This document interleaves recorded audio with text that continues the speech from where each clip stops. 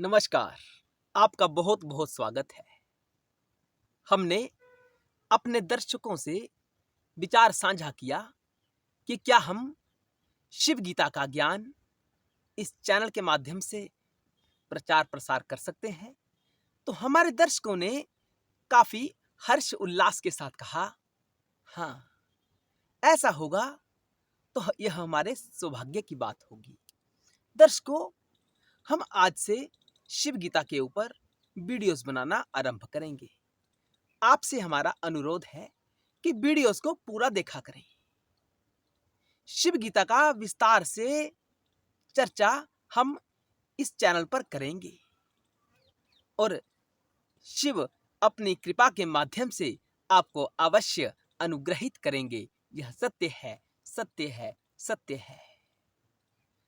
शिव गीता का पाठ करने का हमारा अभिप्राय इतना ही है कि हमारे दर्शकों को शिव के संबंध में सारा का सारा ज्ञान प्राप्त हो सके। इस ज्ञान को प्राप्त करने के बाद कोई अन्य ज्ञान शेष नहीं रहता है। यह सत्य है, सत्य है, सत्य है। तो चलते हैं, इस श्रृंखला का आरंभ करते हैं। इस वीडियो में हम आपको शिव का वैभव क्या है यही बताएंगे। शिव क्या है? धीरे धीरे हम अपने विषय की तरफ बढ़ेंगे, यानी शिव गीता की तरफ बढ़ेंगे। हम आपको एक एक श्लोक को विस्तार से समझाने का प्रयास करेंगे, तत्व की दृष्टि से समझाने का प्रयास करेंगे। शिव इस सृष्टि के अनादि देव है। अनादि यानी जिसका कोई आरंभ ना हो। जिसका आरंभ ही ना है, उसका अंत कैसे हो सकता है? यह विचारणीय प्रश्न है। यानी शिव अनादि देव है। वेद, पुराण, उपनिषद, योग और दर्शन शास्त्र में सर्वत्र शिव का विवरण हमें मिल जाता है। यानी शिव के बारे में किसी न किसी रूप से सुनने के लिए मिल जाता है। इसी कारण से शिव भक्ति मार्ग के भी उच्च श्रेणी के देवता हैं। यानी भक्ति के द्वारा जिसको प्राप्त करने का प्रयास किया जाता है, वह तत्व शिव तत्व है। अब ज्ञान मार्ग, वेद क्या है, उपनिषद क्या है? ज्ञान। वेद ने भी शिव को स्वीकारा है।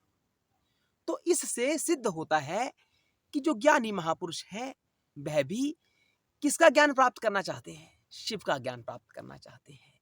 शिव का ज्ञान प्राप्त करने के बाद कोई अन्य ज्ञान प्राप्त करना शेष नहीं रह जाता। यह सत्य है, सत्य है, सत्य है। यानी भक्ति मार्ग पर चलने वाले भक्त लोग भी शिव का ही पूजन करते हैं और ज्ञान मार्ग का सहारा लेने वाले साधक भी शिव का पूजन ही करते हैं। यह सत्य है, सत्य है, सत्य है। यही नहीं, कर्म, कर्म श्रेष्ठ है। यानी कर्म मार्ग पर चलने वाले साधक भी प्रत्यक्ष रूप से या अप्रत्यक्ष रूप से शंकर का भजन ही करते हैं, शंकर का गुणगान ही करते हैं, क्योंकि कर्म में भी शंकर ही स्थित है। जब सृष्टि शंकर के बिना अधूरी है, तो सृष्टि में कर्म किया जाता है और कर्म में शंकर ही है। शंकर के अतिरिक्त कोई दूसरा तत्व कर्म में नहीं है। शंकर ही निहित है कर्म में भी। और प्राय हमारे सामने यह भी देखने में आता है कि भारतीय लोग, भारत को छोड़ो, पूरा विश्व जितना वैष्णव धर्म से, वैष्णव संप्रदाय से प्रभावित है, उससे कहीं ज्यादा शैव धर्म से, शैव संप्रदाय से प्रभावित है। इससे सिद्ध हो जाता है कि शैव धर्म सबसे पुरातन धर्म है। इस सृष्टि का सबसे पुरातन जो धर्म है, वह शैव धर्म है। यह सत्य है, सत्य है, सत्य है। दर्शकों, जो ब्रह्म है, वेद का ब्रह्म है, उसे सृष्टि का आदि कारण कहा जाता है। ब्रह्म और परम शिव में कोई भेद नहीं है, एक ही बात है। वह ब्रह्म अपनी दो शक्तियों के माध्यम से, शक्ति यानी दुर्गा यानी भवानी के माध्यम से विस्तार को प्राप्त होता है, यानी स्वयं को संसार के रूप में प्रकट करता है। कौन? ब्रह्म, परम शिव। शिव की दो शक्तियां कौन कौन सी है? एक है चेतना शक्ति, दूसरी है क्रिया शक्ति। चेतना शक्ति क्रिया शक्ति में स्थित होकर इस संसार का निर्माण करती है। क्रिया शक्ति स्वयं कार्य नहीं कर सकती जब तक उसमें चेतन शक्ति का यानी ज्ञान शक्ति का समावेश नहीं होगा। बात आपकी समझ में आ रही है ना? यानी शिव ही सब स्थितियों के मूल हैं। जैसे शिव गीता के आरंभ में बताया गया है, शिव अभयंतरे शक्ति, शक्ति अभयंतरे शिव। यह संपूर्ण सृष्टि उसी शक्ति का खेल है। किसकी शक्ति का? शिव की शक्ति का खेल है, उसका विलास है। यह सत्य है, सत्य है, सत्य है। आज से शिव गीता का पाठ आरंभ हो रहा है। हम केवल आपको मोटा मोटा ही समझाने का प्रयास नहीं करेंगे, तत्व से समझाने का प्रयास करेंगे, चाहे 1000 वीडियो हमें इसके ऊपर बनानी पड़े। हमें आपके प्रेम की आवश्यकता है, आपके सपोर्ट की आवश्यकता है, क्योंकि आप अगर वीडियो को पूरा देखेंगे तो वीडियो धीरे धीरे बहुत सारे लोगों तक पहुंच जाएगा। यही हमारा उद्देश्य है। आगे कहा गया है, जो शिव की चेतन शक्ति है या कार्य शक्ति है, शिव ही इनके स्वामी है। शिव इन शक्तियों के माध्यम से ही संसार के रूप में प्रकट होते हैं, यानी शिव इनके मालिक है, शिव अनादि है।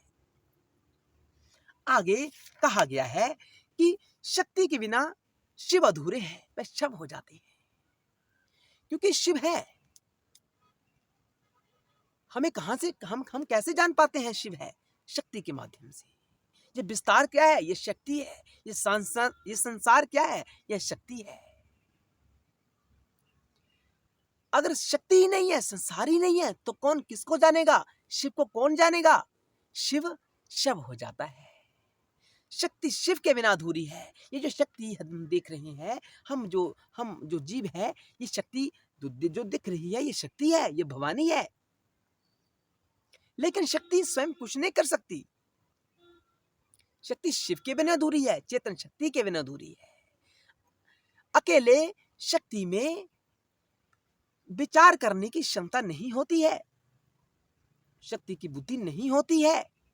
अगर इस शक्ति में शिव का समावेश ना हो, शक्ति शिव से अलग हो जाए, तो वह विनाशकारी सिद्ध होती है। ऐसा शिव गीता में कहा गया है, शास्त्र ऐसा कहता है।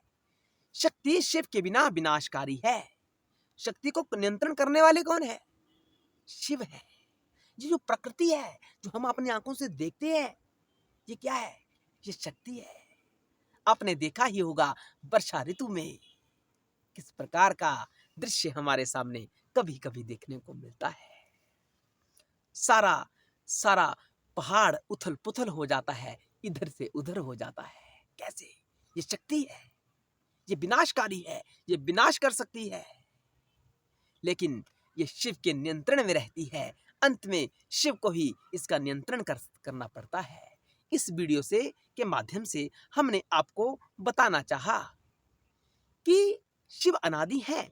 शिव अपनी शक्ति के माध्यम से संसार के रूप में परिणित होते हैं, संसार के रूप में हमें दिखाई देते हैं। कौन? शिव। किसके माध्यम से? शक्ति। ऐसा जानो कि जो यह संसार है, ये शिव और शक्ति का ही विलास है, शिव और शक्ति का ही खेल है। शिव के वक्ष स्थल पर शक्ति तांडव कर रही है, यानी शिव क्या है? पटल है। शक्ति तांडव कर रही है इस विश्व के रूप में। इस विश्व में जो भी हो रहा है, ये शक्ति के द्वारा हो रहा है। कंट्रोलर कौन है? नियंत्रक कौन है? वह शिव है, शिव है, शिव है। यह सत्य है। आशा है ये शिव गीता आपका आध्यात्मिक विकास शीघ्र ही करने वाली है। हमें आशा है।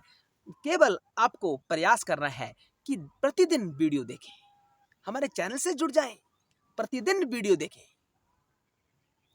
और वीडियो में बताई गई जानकारी को अपने भीतर समाहित करें। जब हम किसी ज्ञान को अपने भीतर हमेशा के लिए स्थित कर देते हैं, तो हमारा वही ज्ञान हमें शिव की तरफ लेके चला जाता है, यानी हमें मुक्ति की तरफ लेके चला जाता है। यह सत्य है, सत्य है, सत्य है। आशा है आपको वीडियो पसंद आया होगा। आज से शिव गीता का पाठ आरंभ हो चुका है। हम प्रयास करेंगे कि प्रतिदिन एक वीडियो आपके समक्ष प्रस्तुत करें। शिव गीता के संबंध में श्लोक और उसके भावार्थ को लेकर हम आपको समझाने का प्रयास करेंगे। हर हर महादेव, जय शिव शंकर, जय भोलेनाथ।